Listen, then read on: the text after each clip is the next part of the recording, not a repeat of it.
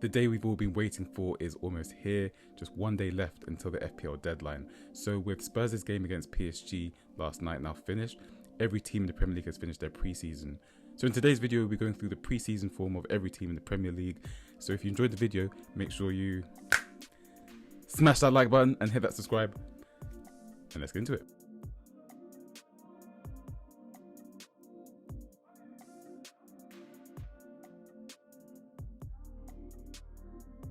What's up? It's FPL Vert, where arrows go green, and welcome back if you're already subscribed. And if you're new around here, why don't you just hit that subscribe button, because we do have 5 top 100k finishes in the last 9 seasons, including a 389th finish 2 seasons ago, and I followed that up with a 25k rank last year. So that has me ranked as 1218th across the last 2 years, and I do now qualify for FPL Focal's Expert Series. So if you've watched FPL Focal and you watch this expert series, you might have noticed me in the credits. That is me. But just a little background of me before we jump into the video.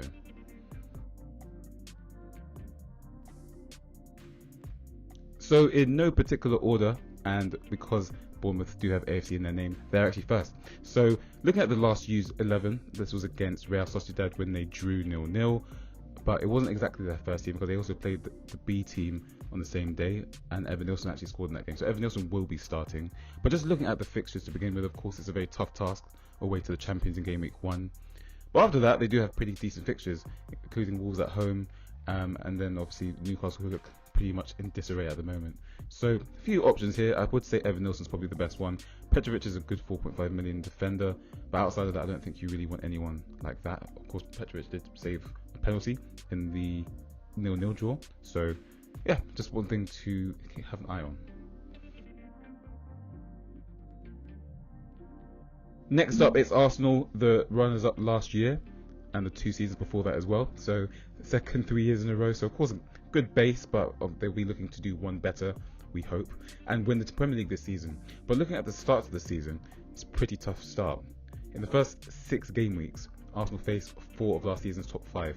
The only team they don't face is Chelsea. So pretty difficult start. Of course, United away is not the hardest, because of course this is a United team that finished 15th last year, but we all know about the rivalry, so it's not going to be an easy game.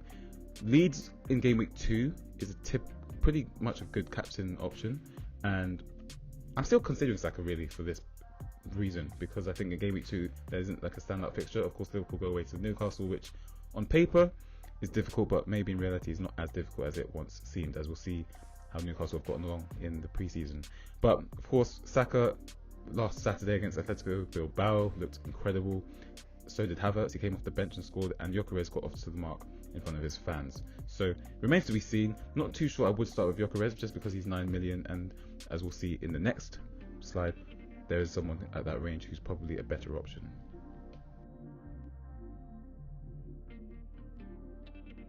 As hinted in the last slide, we do have Aston Villa up next, and Ollie Watkins is probably the most informed player in the preseason. And I think given the position as a forward, the pricing, what he provides, as well as the fixtures, I would say Ollie Watkins is actually the most essential player in the game right now. So if you don't own him, check your teams again, because he should definitely be in your team. He scored in 5 straight games for Aston Villa in the preseason, and he's on form.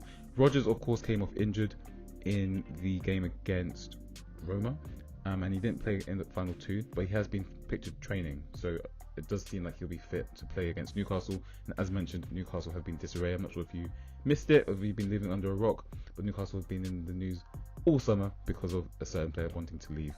So I would say Watkins is probably the most essential player you should own. Everyone else, Conte is a good 4.5, but the rest, between Buendia, Marlon, would be good picks if we know that they're starting. I've heard that Bailey actually is being of interest from Roma, so we'll see what happens there. If Bailey leaves, maybe that does make Marlon a better option.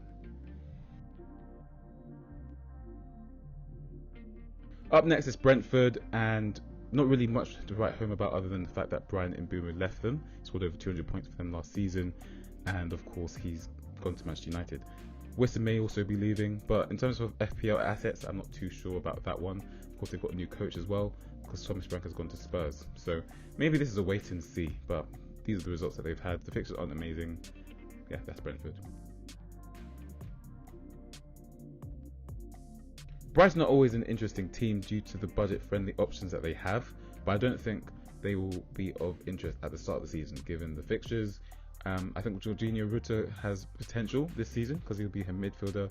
He's classed as a midfielder, but he seems like he'll be playing up top, with Welbeck maybe seemingly slowly being phased out of the team due to his ongoing fitness issues. Minte is also a decent option. He scored 2 goals in the Southampton game as well. But other than that, I don't think they really require our attention for now.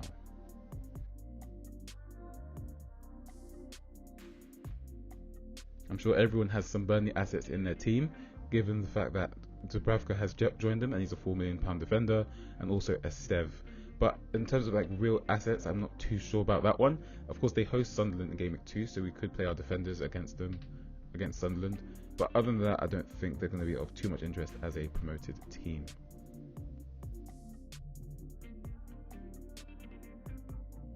Chelsea, the current Club World Cup champions, congratulations to them. But in terms of FPL, they've got a pretty decent start. In fact, their fixtures up until December are the best. So I would say a triple up with Chelsea is to be advised. Whether you want Cucurella, whether you want Sanchez, I would go definitely invest in their defense, because their defensive numbers from the end of the last season, from the Easter break, they were, I believe, the 4th best in terms of expected goals against. And of course, Palmer, we just know what Palmer can do. He can literally score 4 goals in one half. That's literally what he can do. Also, number 1 player of interest, Joao Pedro. He joined them in the Club World Cup and he came off the bench, and since then he scored 5 goals in 4 games. So he scored against Fluminense, his old team. He scored 2 against Fluminense, his old team. He scored against PSG. He scored against Leverkusen. He scored against Milan. So not as in form as Watkins, because of course Watkins has played more games during the pre-season. I'm dating back to the Club World Cup, but I do think Pedro is definitely worth investment. I know people are going to say the lap can take minutes of him, but you're not going to just start benching someone when they're in great form. And as I mentioned, Chelsea have the fixtures to match as well.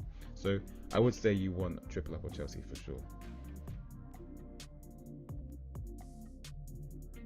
Crystal Palace, the current Community Shield holders. Congratulations to them for defeating Liverpool. I'm sure all the non-Liverpool fans enjoyed that. But yeah, we've got a lot of impressive options here. Mateta, maybe as in form as Watkins. I think they've got actually the same number of goal involvements now. And he took the penalty, which is always great to see. But the only issue is I'm not too sure the fixtures at the start of the season are the best. They travel to Chelsea and Villa in the first 3 games, and of course hosting a very resolute Forest team at home in Game Week 2.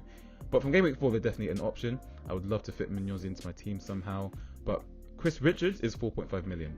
So if you need a cheap rotating defender, he's all there. Eze, of course, is of interest because he might be leaving, so one to keep an eye on. But yeah, Palace have great players, but I wouldn't say they have the fixtures to match at the moment.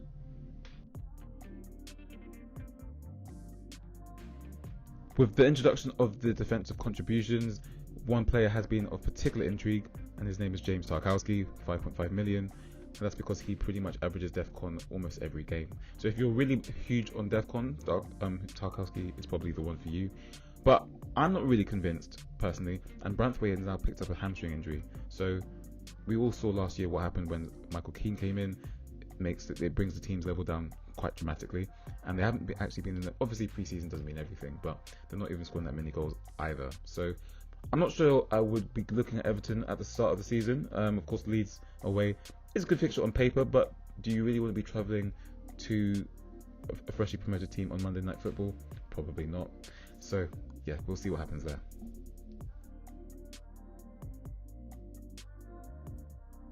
Harry Wilson was in great form in the pre-season, so if he knocks down the starting place, he might be a great option at 5.5 million. Apparently Muniz is going to be moving to Atalanta, so it technically makes Raul Jimenez a much better option than he was last year. But there's not really much else to write home about, to be honest. And I don't think there'll be of particular intrigue, given that they travel to Brighton and Chelsea in the first 3. Of course, Leeds at home in Game Week 4 is a great fixture though, so that if someone emerges as an option, maybe we can see there. But other than that, I don't think there's too much to write home about.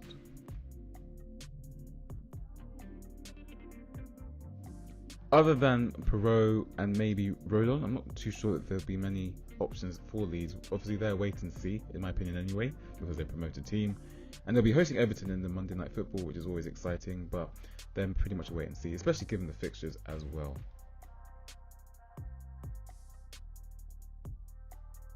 The Premier League champions will be kicking off the Premier League tomorrow in the Friday night kickoff against Bournemouth. A Bournemouth that have lost 4 of their back 5 last year. They've lost Kepa, the goalkeeper. They've lost Kirkes, the left back. They've lost Hoyson, the centre back, and also lost Sabani, the other centre back.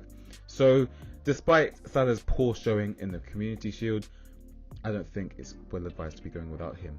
I did flirt with the idea. I was going for Haaland over him for a number of days actually. But I just think, given the fact that it's Bournemouth and then it's Newcastle in total disarray in Game Week 2, makes Salah a very easy captain choice. I don't think there's much reason to go without him, especially when you see that he faces Burnley in Game Week 4. Of course, the goal involvements were pretty high because, of course, Liverpool scored a lot of goals. Gakpo in particular was in great form over the pre-season. And now that Diaz is gone, probably he's getting overlooked as a pick. But, of course, Wirtz is the main talk of the town at 8.5 million. He's new. He's a very friendly price. It's a wait and see for me personally, because I will have Salah most likely. So I think the best port of call is just to wait and see, especially after these first 2 games get out of the way. You know, Newcastle and Arsenal aren't easy on paper. Newcastle might be easy in real life, but Arsenal certainly will not be, given their defence.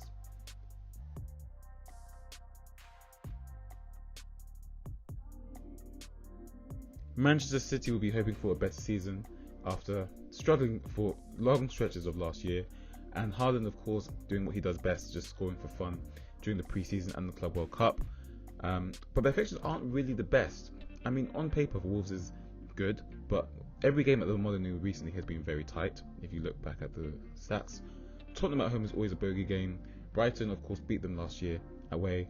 And United is Derby, and then it's away to Arsenal, a team that they lost 5-1 against last season. So, yes, Haaland is a great player. He's the best striker in the world, in my opinion.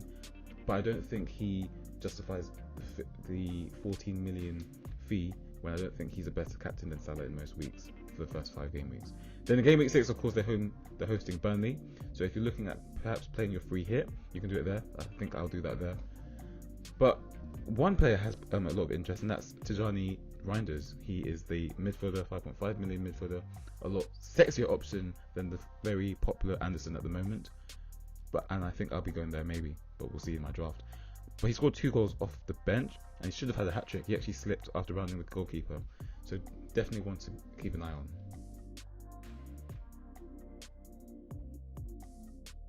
Following a dismal season where Manchester United finished 15th and will now be without Europe for the first time since the 1980s, Manchester United have been very active in the transfer market, bringing in Bryan Mbeumo, Matheus Cunha, and now Benjamin Sesko. They haven't got the best fixtures to start the season, although they do host Burnley in Game Week 3, in which I think that is probably the best fixture for a captain as well. It was the game against Fiorentina which really made me sit up and take in Bruno Fernandes as an asset, because as you all know, this year there's going to be defensive contributions for all the outfielders. So defenders require 10 defensive contributions, midfielders will require 12 because recoveries will count for clearances, blocks, interceptions and tackles. So looking at the Manchester United versus Fiorentina game, Bruno Fernandes made 1 assist, but he would have gotten 2 appearance points, he would have gotten the DEFCON points as well, and then he probably would have gotten bonus as well. So from a single assist he would have gotten 2 to 3 bonus points, so he would have got 9 to 10 points from a single assist. So for me, given where he's going to be playing, and also the fact that he's a 90-minute man, he's only been playing once a week, I feel like he will probably operate higher up the pitch once, you know, the game's state dependent. I do think he is a great pick, especially for Game Week 3 at the very least. So I do think Bruno is a good pick. I know it took me a while to see why he's a good pick, but I think the DEFCON does make him pretty good, pretty decent. And then when you look at the data from last year as well, and the fact that he's on set pieces, he's on penalties, I think he's a very easy pick, to be honest.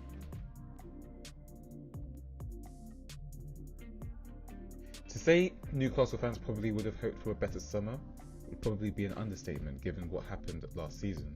They secured Champions League football, they ended their 70-year trophy drought, but since then they've gotten rejected from numerous players. They have had no wins in the preseason, and most importantly, their star player, Alexander Isak, wants to leave, subject to Liverpool's interest. And right now, they don't actually have a recognised striker. Well, in their most recent 11, Gordon was playing up front, and he actually limped off. So, given that the fact they haven't gotten a win in preseason, I would say another reason why you should have Watford if you don't is because they're simply not equipped for the start of the season, in my opinion. Travelling away to Aston Villa, a team where they only had one loss in the league last season, and then hosting Liverpool, the current Premier League champions, probably the worst set of fixture you can imagine right now. So I would have them in the target territory right now, and in the same vein, I don't think there's any player from Newcastle that you should be considering personally. Of course, they host Leeds in game week 3, so maybe they would have ironed out stuff by then. Elanga might be an option, but I just think, given Elanga within the midfield, the midfielders that we have to choose from, I just don't think there's any reason to pick a Newcastle player at the moment. Nottingham Forest's success last season was built on the back of defensive solidity, much so that Matt Sells shared the Golden Glove with David Raya last season. So they're a very good team for clean sheets usually. Whether that continues this year, we will see. But in the preseason, they've had 7 games and kept 5 clean sheets. So it seems like they're going to be as resolute, or at least attempt to be as resolute as they were last season. But on the goal scoring side, they scored 1 goal in 7 games. So I would definitely avoid Chris Wood, especially that they've lost Anthony Elanga, who's now gone to Newcastle. And also Chris Wood scored 20 league goals from about 13 XG. So I would say that regression is definitely inevitable. But looking at their defensive assets, especially with DEFCON points, of course Anderson is the talk of the town. Doesn't really excite me, if I'm being totally honest. It's not really a sexy asset. I don't really want to play someone like Anderson every week. But someone like Murillo, Milenkovic, Nico Williams, definitely good options. Sells as well too, but I just think with the DEFCON points and the way that Nottingham Forest set up, I do think you'd probably prefer to get a defender to cover their defence rather than the goalkeeper, in my opinion. But yeah, 1 goal scored in 7 games, that's not a good look. The Europa League champions participated in the Super Cup last night and looked to be coasting to victory at 2-0, but of course Spurs do what Spurs do best, and they Spursed it up and lost on penalties somehow, despite conceding in the 85th minute for the first time. So whether the Spurs have shaken off their old tag, I don't think so, but Burnley in game week 1, pretty tasty fixture if we're being totally honest, especially with Maddison out injured now. It looks like Pedro Porro is going to assume responsibility of the set pieces. I do think Porro is a standout pick in defence for them. If Solanke had started, he would have been a great option as well, due to the fact that it is Burnley. But I just think it's not really worth the risk. Kudus did look nice. He looked, very interesting on the ball. But just like with West Ham, his data isn't really the best in terms of, getting the direct goal contributions. So that's a wait and see for me personally. But of course, Van der Ven is 4.5 million. Romero's 5 million. Don't expect Thomas Frank to set up with 5 defenders against Burnley. Maybe he does this against City, but one thing's for sure is that Porro is going to be very involved in what they're doing. So that's my view of Spurs right now. I do think Porro is the standout pick here for sure. Sunderland have one of the promoted teams that have shown a lot of ambition. They've been very active in the transfer market, bringing in a host of players, including Simon Adingra of Brighton and Granit Xhaka of Bayer Leverkusen. So remains to be seen how they're going to cope in the league, but it seems like they're not trying to just come up and go back down. So let's see what happens. Of course, they've got great opening fixtures. They've got West Ham at home in game week 1, and then they're going away to Burnley in game week 2. But in terms of FPL assets, I'm not too sure. Adingra could be a great pick at 5.5 million. He did score in the preseason, but as I'd always say, in game week 1, you just want to get the proven assets, to be honest. And I don't think it's worth a risk, especially when the picks that we have in midfield. I don't think he's better. I don't think there's a world where Adingra's better than the other midfielders that we can have. So that's my personal view, but they're definitely exciting to see at the very least. West Ham have had a pretty decent pre-season, and as always, Bowen has been in and amongst the goals. He's been reclassified to a forward now though this year, and he's going to be 8 million, which is fairly steep in my opinion for him, considering that West Ham don't score that many goals. Fulkrug is an interesting option at 6 million, but his injury fitness record isn't the best. And I don't actually think West Ham have good fixtures to start the year, from their perspective anyway, because obviously they don't score that many goals. So of course Sunderland's great, but it's away. And then, in the first 5, it doesn't really excite me that much. So I would say Bowen is the best pick here. Fulham maybe, but it's an awkward price point. So it's at 6 million. If it doesn't work out, who can you really move to? It seems like an accident waiting to happen for me. Diaz looks pretty exciting at 4.5 million. His delivery for both goals in the Bournemouth game were very exciting. So maybe you can start with Diaz and then rotate him. But are there really games you want to play him in other than game week 1? I'm not too sure.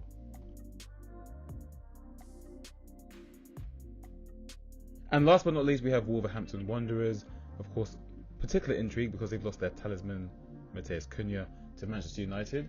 So it remains to be seen how they get along this year, but I do think their coach Vitor Pereira is very good. He came in halfway through the season and basically staved off a relegation worry and finished quite high up. Well, not higher, but they finished comfortably outside of the drop zone. So I don't think they're in real danger this year, and Arias is of course attracting a lot of interest as a 5.5 million midfielder.